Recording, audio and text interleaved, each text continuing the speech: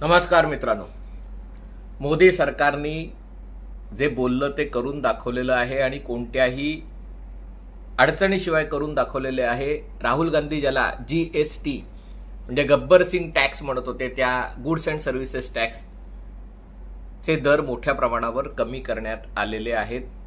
नुसते दरच कमी करण्यात आलेले नाहीये, तर त्याच्या ज्या स्लॅब होत्या त्या 5 वरनं 2 वर आणलेल्या आहेत।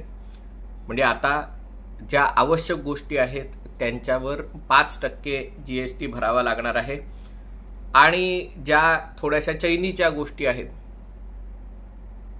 की ज्या आवश्यक नाहीयेत त्याच्यावर 18% GST भरावा लागणार आहे। आणि अगदी एक स्पेशल कॅटेगरी ज्याच्यात म्हणजे अगदी ज्याला सिगरेट किंवा आलिशान गाड्या किंवा अशा ज्या सगळ्या महागड्या गोष्टी आहेत त्याच्यावर फक्त 40% ठेवलेलं आहे।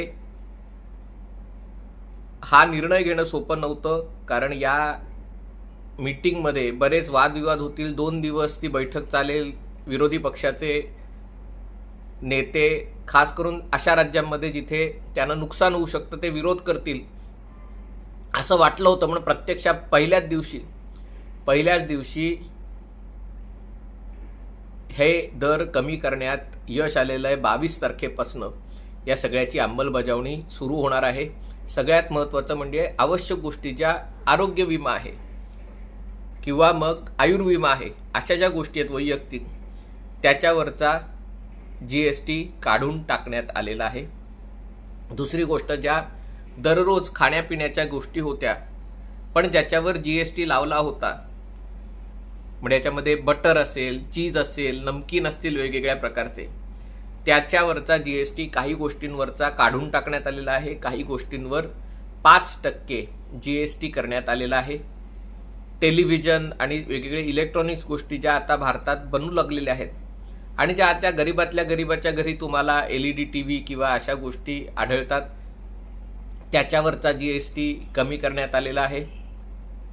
छोट्या गाड्या सामान्य लोक चालवतात, 1200 cc पेट्रोल किंवा 1500 cc डिझेल, त्या किंवा त्याच्यापेक्षा कमी क्षमतेच्या, त्याच्यावरचा GST रेट कमी करण्यात आलेला आहे। अजून ज्या 4 मीटरपेक्षा लांब गाड्या आहेत किंवा 350 cc पेक्षा मोठ्या मोटरसायकल आहेत त्याच्यावर अजून जास्ती दराने GST लागेल, परंतु यातनं ही स्पष्टता आलेली आहे। आणि त्यामुळे आता उद्या उष्टखरकट खाणाऱ्या संपादकांची अवस्था काय होते ते त्याच्यातनंही काहीतरी कोरून शोधून काढतील आणि त्याच्याबद्दल अशी एक गहन चिंता वगैरे व्यक्त करतील। त्याच्यासाठी त्या अमर्त्य सेन, रघुराम राजन वगैरे मंडळींचे हवाले देतील की देर आये पर दुरुस्त नहीं आये वगैरे अशा प्रकारचे काहीतरी आग्रहलेख खरडतील, जे काय असेल ते। पण इथे किती कर कमी झाला, किती वाढला हे सांगायचं या व्हिडिओचं उद्दिष्ट नाहीये। 2017 साली GST लागू करण्याचं धाडस मोदी सरकारनेच दाखवलं होतं। अशा प्रकारे संपूर्ण देशामध्ये वस्तू आणि सेवा कर एकत्रित असावा ही कल्पना खूप जुनी आहे, म्हणजे काही ती आत्ताची नाहीये आणि ती सगळ्यांनी मान्य करूनही अनेक वर्ष झाली, कदाचित दशकं झाली। पण वेगवेगळ्या राज्यांनी आपापल्या सोयीनुसार लावलेले कर, नंतर या कराचं उत्पन्न वेगवेगळ्या राज्यांना मिळणारं, कारण GST हा कन्झम्पशन टॅक्स आहे, जो खातो, जो वस्तू वापरतो तो कर भरतो आणि त्या राज्यात त्याला तो कर भरावा लागतो। यापूर्वी बरेचदा असं होतं की जो उत्पादन करतो त्याला कर भरावा लागायचा आणि त्यामुळे जिथे मोठे उद्योग आहेत अशा राज्यांना त्या कराचं जास्त उत्पन्न मिळायचं आणि त्याच्यामुळेच जो ब्रह्मांडातले सगळ्यात बेस्ट मुख्यमंत्री असलेले उद्धव ठाकरे त्या काळात, त्यांनी तेव्हाच्या काळात जो थैथयाट केला होता की आमचं नुकसान होतंय आणि महाराष्ट्राचं नुकसान भरून दिलं जात नाहीये, हा महाराष्ट्रावरचा अन्याय आहे, हा मुंबईवरचा अन्याय आहे, हा मराठी माणसावरचा अन्याय, आणखीन कशावरचा अन्याय, हे कशातलंच काहीच न कळणाऱ्यांनीही जो थैथयाट केला होता तो या कारणासाठी होता की उत्पादन करणाऱ्या राज्यातून वापरकर्त्या राज्यांमध्ये हा त्याचं उत्पन्न जाणार होता। अर्थात शेवटी सगळं उत्पन्न देशाचंच आहे, सरकारचं आहे आणि या उत्पन्नातूनच ज्या काही सगळ्या गोष्टी करण्यात यायच्या होत्या त्या केल्या गेल्या। सुरुवातीला असं सांगितलं जात होतं की त्याचं GSTमुळे GDP ग्रोथ रेट 2% वाढेल, मग तो सुरुवातीला वाढला नाही, मग पुन्हा प्रश्न उपस्थित करण्यात आले, मग राहुल गांधी वगैरे त्यांची ब्रिगेड सगळी उतरली, गब्बर सिंग टॅक्स करत सामान्य लोकांना कसं लुटलं जातंय. केंद्र सरकार शांतपणे या सगळ्या गोष्टी बघत होतं आणि GST हे सगळं केंद्र आणि राज्य यांची एकत्र टीम, सगळे अर्थमंत्री आणि यांनी मिळून घ्यायचा निर्णय. जेव्हा सरकारच्या लक्षात आलं की आता हे कर स्थिरस्थावर झाले, त्याच्याबद्दलही वाद करण्यात आले होते की 5 स्लॅब का, अनेक देशामध्ये एकच रेट असतो, आपल्याकडे 5 काय, आणि त्याच्यामुळे हे किती गुंतागुंतीचं झालंय, क्लिष्ट झालंय. पण जेव्हा तुम्ही एका संपूर्ण वेगळ्या व्यवस्थेमध्ये जात असता तेव्हा अशा गोष्टी तुम्हाला कराव्या लागतात, त्याला ट्रान्झिशन फेज म्हणतात. आता सरकारला मिळणारं उत्पन्न, महसूल हा स्थिरस्थावर झालेला आहे आणि खूप मोठ्या प्रमाणावर तो महसूल वाढलेला आहे. आता अर्थव्यवस्थेला स्थैर्य आलेलं आहे आणि अशा प्रसंगी आता गिअर टाकण्याची गरज निर्माण झालेली आहे. खास करून अमेरिकेशी आत्ता असलेले, ज्याला व्यापारी संबंधातले जे ताणतणाव आहेत ते बघता, जसं आपल्याला निर्यातीसाठी नवीन बाजारपेठ शोधणं आवश्यक आहे, तसंच देशांतर्गत बाजारपेठेतही मागणी वाढवणं आवश्यक आहे. आणि ही मागणी वाढवण्याचं एक कारण कुठेतरी असं होतं की अनेक वस्तूंवर कर द्यावे लागत असल्यामुळे लोकांनी आपली मागणी थोडीशी कमी केलेलं आहे की जाऊ दे, 4 खातो त्याच्याऐवजी 3च खाऊया. आता अनेक वस्तूंच्या किमती 5 ते 10% स्वस्त होणार आहेत. काही गोष्टींच्या किमती तर 13% स्वस्त होऊ शकतील आणि त्यामुळे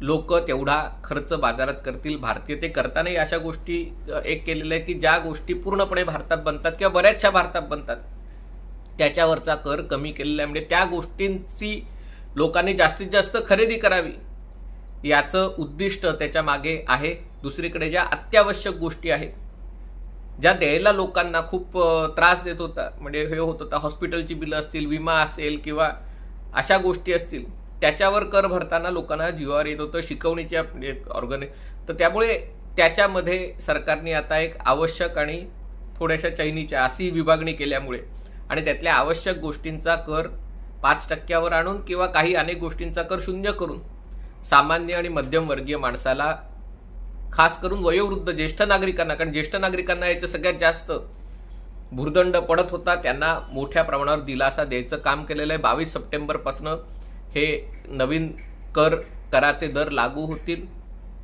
ही तारीखही महत्त्वाची आहे कारण त्याच्यानंतर लगेचच नवरात्री सुरू होत आहेत, मग दसरा, मग दिवाळी, म्हणजे सगळ्यात मोठा खरेदीचा हंगाम हा सुरू होत आहे आणि त्याच्यात लोकांनी दिल खोल के खरेदी करावी आणि भारतीय म्हणजे भारतात बनलेल्या वस्तूंची खरेदी करावी, ज्या गोष्टींनी शेतकऱ्याला फायदा होईल, ज्या गोष्टींनी, ज्याला फूड सेक्टर असेल, ज्या गोष्टींनी सामान्य भारतीय कामगाराला फायदा होईल अशा गोष्टींची खरेदी करावी, हा हेतू त्याच्या मागे आहे.